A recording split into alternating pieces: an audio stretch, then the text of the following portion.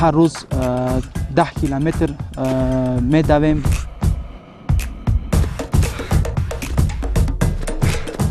طول 12 روز می شود که در همین منظره های زیبا مشق و تمرین نکنیم.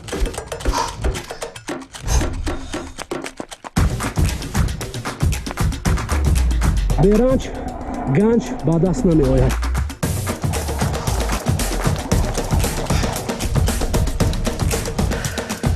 استراحتگاه خودجویگرم هست. 10 کیلومتر بلندتر بر آمدیم.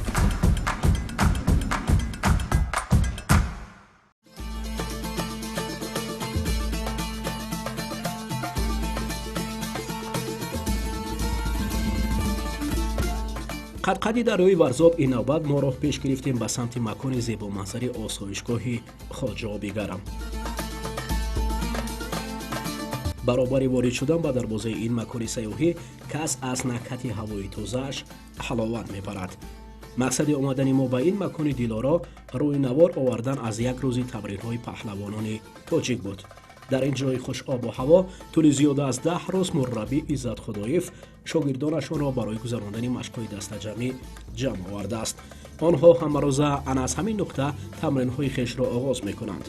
ما نیز با مقصد روی نوار آوردن یک روزه مشق‌هایشان آنها را همراهی نمودیم. دویدن با سر و لباسی سبکتر از نزد بینای آسایشگاه آغاز گردید. آنها حدود 10 کیلومتر را باید طی نمایند.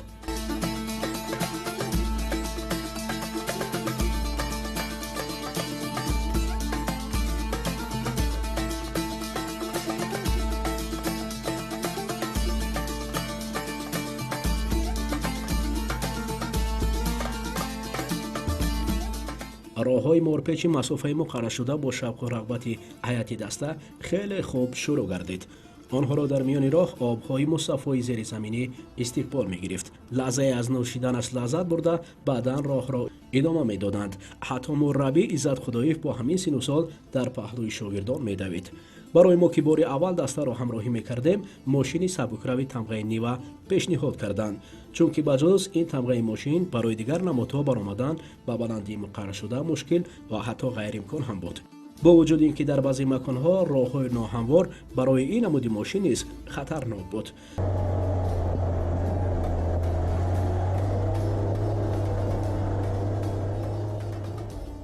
اعضای دسته را لازم بود که با تمام هستی به زیر همین کوه‌های آسمان‌بوس در وقت تعیین گردیده رسند. این برای ورزشگرای ما خیلی بود و هواش مطابق می‌باید. از سببی که ورزشگرایی هستند که وزن نمیگیرن، ورزشگرایی هستند که قد نمیکنن، بعد در این بود و هوایی که تمرین میکنن در آینده و هم وزن میگیرن، هم قد میکنن، هم سلامتیشون خوب میشود. بالاخره بعد طی نمودن مساحت زیاد از 10 کیلومتر ما را اماکن از رولا در همین بلندی استقبال نمود. او خیلی کم سخن میگفت اما از هنر و مهارت او مربی عزت خدایف ترغیب میکرد. تقوی نرزلو که هر وقتی که ما به اینجا میبینیم با ما هم دوغ، هم شیر، هم جرغود میتید و همه وقت میخواد که ورزشگرای تاجیکستانی ما پرچم بردار تاجیکستان شوند و این خود بسیار پهلوان که هست پهلوان را دوست می‌دارد. درباره مکان چخیل جای چند سرگو داره، چخیل پهلوان رو چند روز میشناسید؟ پهلوان را یک 3-4 روز باز میشناسم. ما در اینجا علاقه تابستان شتگی 3 سرگو داریم. های خدا به شکر شیر، جرغود، دوغ، همه چیز دهقانی.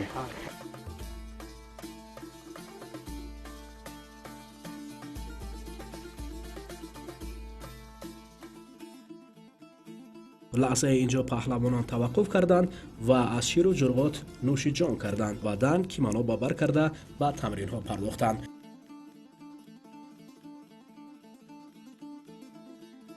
اصلا مربی عزت خدایف پهلوانان شناخته را نیز به اوی رسانیده است.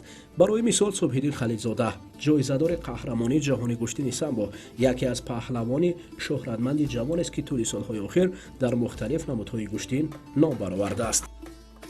ин наворҳо бошад аз ҳунари яке аз дастпарварони ӯ аҳлиддин мақсудов рӯи навор омадааст. ин паҳлавони навҷавон доимо дар мусобиқаҳои шаҳрӣ ва ҷумҳуриявӣ ба баландтарин мақом расидааст. ӯро бештари мухлисон барои партофтҳои зебо ва ҳунари волояш эҳтиром мекунанд. аҳлиддин дар якҷоягӣ бо муҳаммад абдуҷалилов нозикӯҳои гӯштини ҷудоро аз мурраббӣ меомӯзанд ва дар дил орзуҳои рангинро парвариш менамояд. ман аз хурдии ҳаваси гӯштингирӣ доштам, ки зеро падари худам гӯштингир буд ва меҳри ҳамин гӯштин аз гӯштингирии падарам ба ман омада. мо тӯли 12 рӯз мешавад, ки дар ана ҳамин манзараҳои зебо машқу тамрин мекунем ва фоидаи ин дар он аст, ки барои худ як нерӯ мегиред. ба ин манзараҳои зебо баромада ба боду ҳавои тоза нерӯи хуб мегирем. барои муҳаммад ҷалилов машқ дар ин ҷо ва ин нави варзиш ифтихор аст. аллакай ӯ шаҳди пирӯзиҳоро дар намуди гӯштини ҷудо чашидааст. тӯли 12 рӯз мешавад, ки мон дар анамин дараҳои баланди хоҷаобигар бо дастпарварии устод иззатшор худоиев тамрин карда истодаем ва хеле ки мебинед мо дар анамин хел дараҳои баланд ҳар рӯз 10 километр медавем ва ин барои қувваи физикии мо хеле таъсири хуб мерасонад ва ин барои мо хеле фоидабахш мебошад, ки чунки вақте ки ҳар як варзишгар дар вақти дар фасли гармо, дар фасли тобистон бояд ҳатман дар як ҷои салқин бошад, дар як ҷое ки ба организми мо хуб рост ояд. миёни паҳлавонони сангинвазн бошад яке аз шогирдони иззат паҳлавони муваффақ оятуллои қамар ба ҳисоб меравад. оятулло дар охири соли 2019 ҳам дар гӯштини миллӣ ва ҳам дар гӯштини ҷудо бо партофтҳои ҷолибаш то ҳанӯз дар қалби мухлисонаш лона кардааст.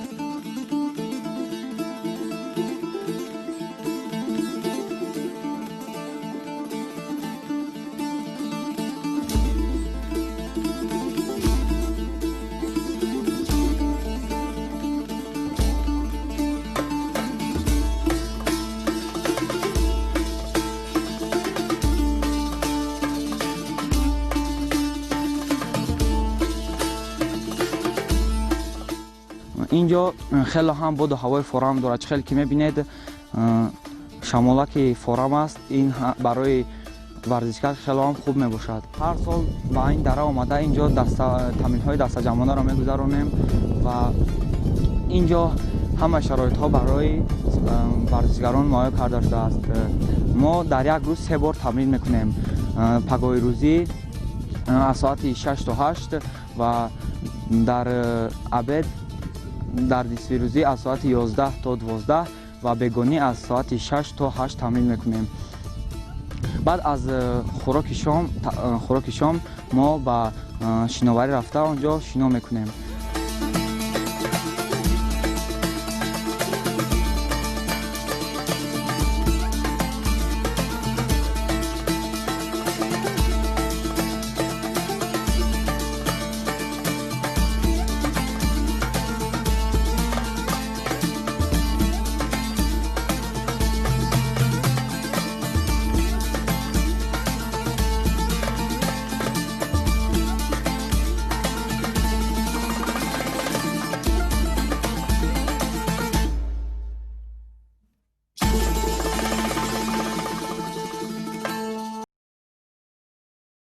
ба ҷуз ин ҳама онҳо боз дубора ба осоишгоҳ бармегарданду дар ҳавзи махсуси шиноварӣ барои бартараф кардани хастагӣ обозӣ мекунанд. ана ҳозир чуноне ки мебинем варзишгаронро дар баландкӯ ки тамрин карданд, вақте ки тамрин мекунанд дар ин оби шифоие ки ин махсусан барои шифо ҳастад, шифо медиҳад, хастагии баданро берун мебарорад. ин махсусан оби шифоӣ аз таи замин ҳамин хел гарм мебарорад ва ба хастагии бадани инҳоро берун мебарорад.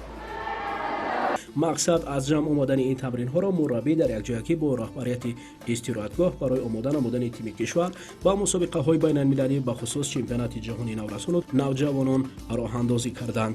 ин охири кор намуда ҳамчунин то наздик шудани мусобиқаҳои дигар методҳо барои омӯзиш аз техника ва тактикаи ин нави олимпӣ барои онҳо ба роҳ монда мешавад то дар ин роҳи пешакарда ба зафар расанд.